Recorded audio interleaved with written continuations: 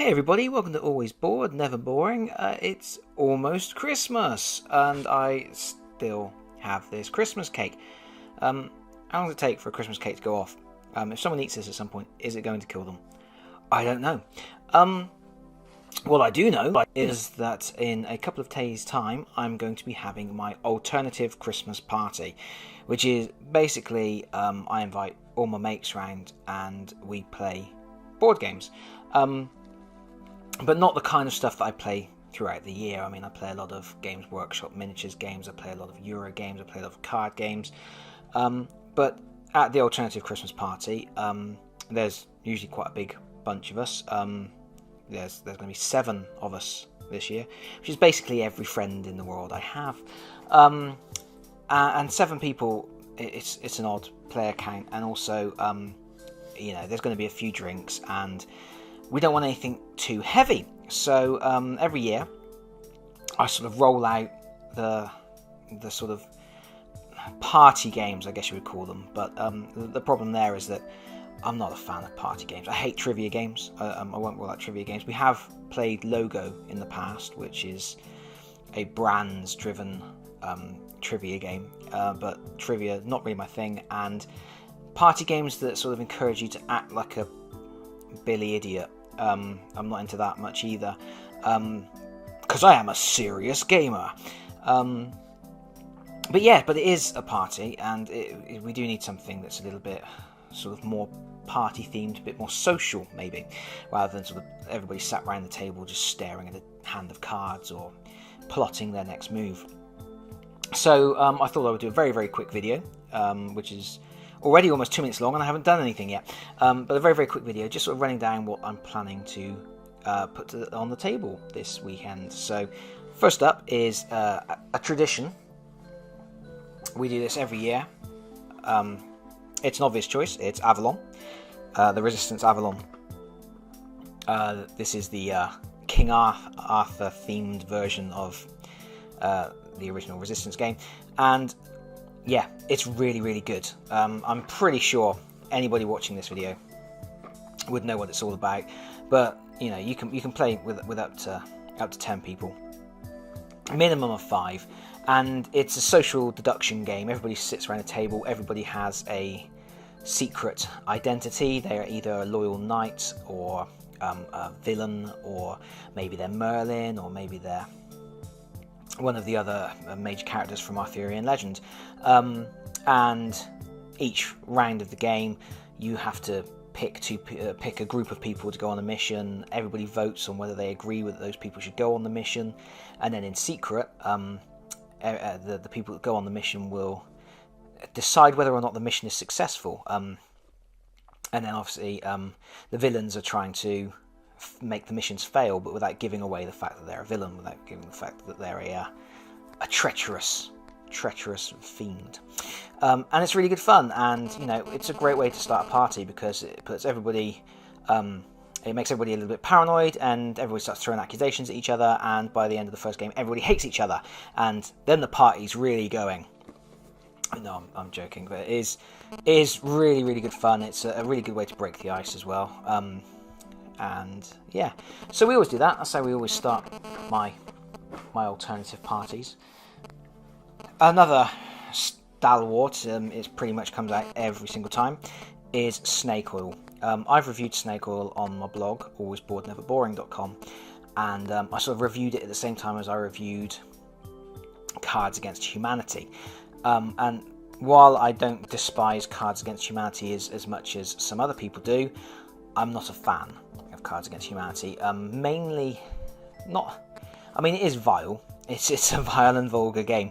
But there's lots of vile and vulgar things in the world. I mean, Family Guy is vile and vulgar, and I still watch that all the time.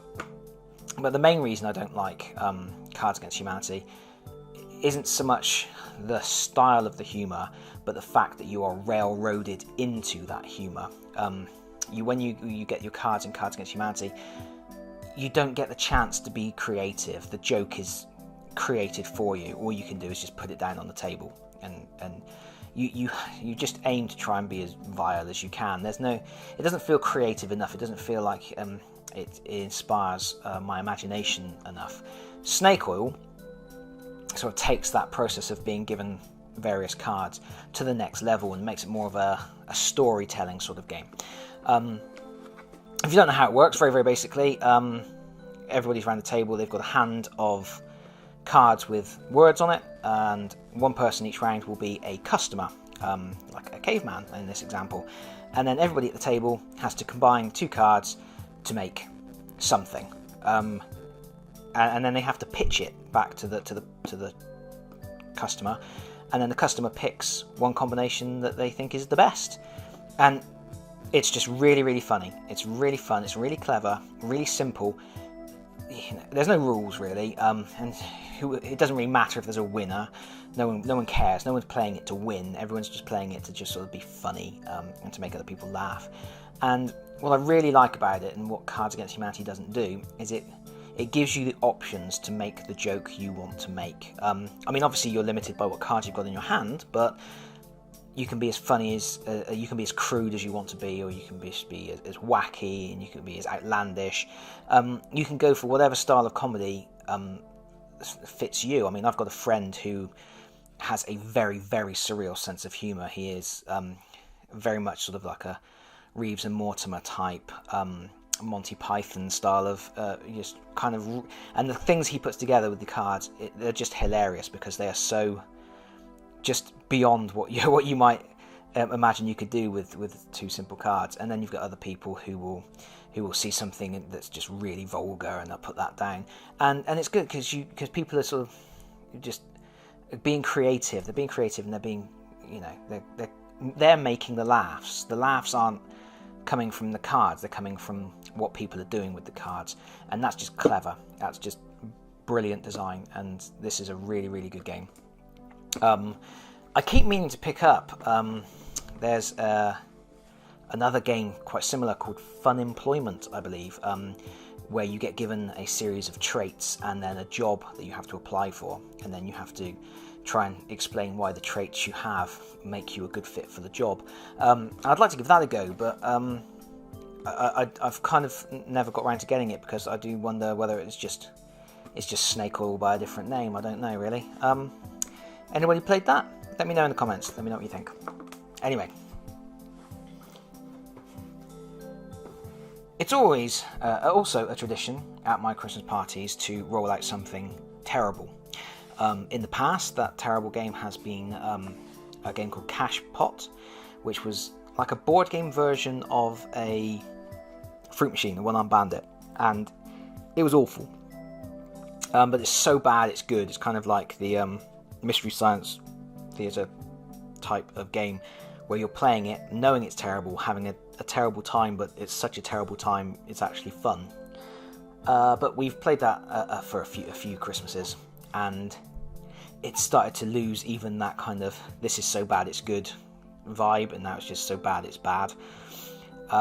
We've tried Destination London one year, and that nearly killed my party dead. I thought everybody was going to go home. I reviewed that on Always Bored Never Boring as well, and I was not very nice about it. It's a terrible, terrible game, and I don't even recommend that to people as a fun way to have a bad time. I guess it's just awful, including all the different variations of Destination London, Destination Paris, and Destination, I don't know, Destination Downton Abbey. There's one of those.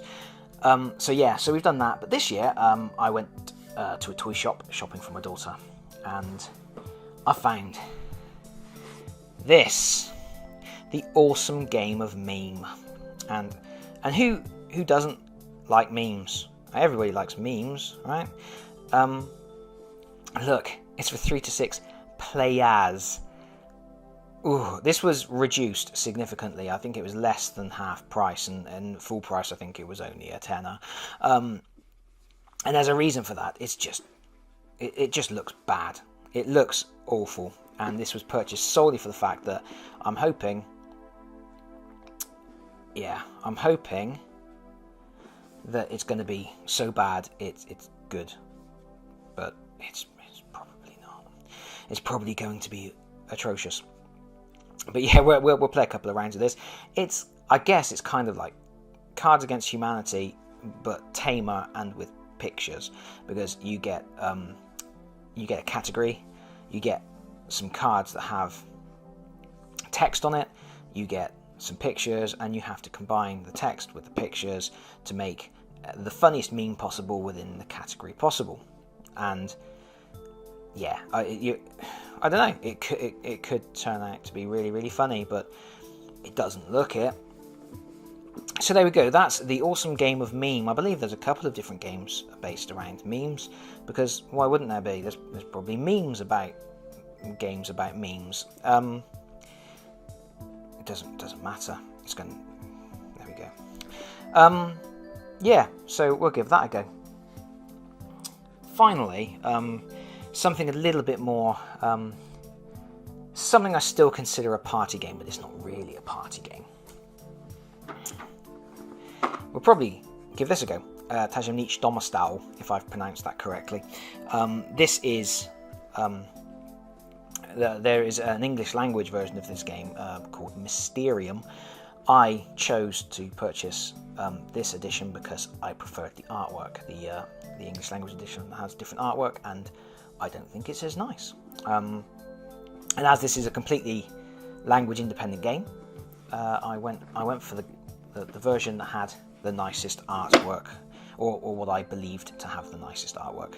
And yeah, this is a fun little game where everybody is a psychic investigator except for one person who is a ghost, and the ghost is attempting to get a message to the psychics through their dreams, and to do that you play cards which have abstract imagery on them, and try to guide people towards making certain decisions, like they're trying to figure out a murder weapon, and the murder weapon might be something like a razor blade or whatever, so you have to try and pick cards that might make people think of razors or cutting or edged blades, it's something like that.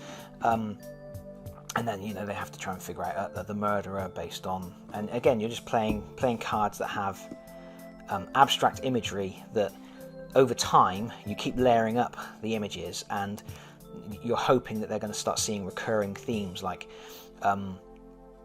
for example, the completely made up example, say you wanted to say that the murder took place in a swimming pool, you might put down a picture that shows some fish in the ocean, and they might say they think it was in the study because the picture of the study has got a fish tank in it. But then you play another card and it's got a deep sea diver on it, and then you play another card which might have just someone swimming. So over time you kind of guide them the way you want them to go, and it's about being as efficient as possible and about getting people sort of to get onto your wavelength. And it's a really good sort of it's a really good game with people that know each other really well, particularly because you kind of sort of key into how your friends think.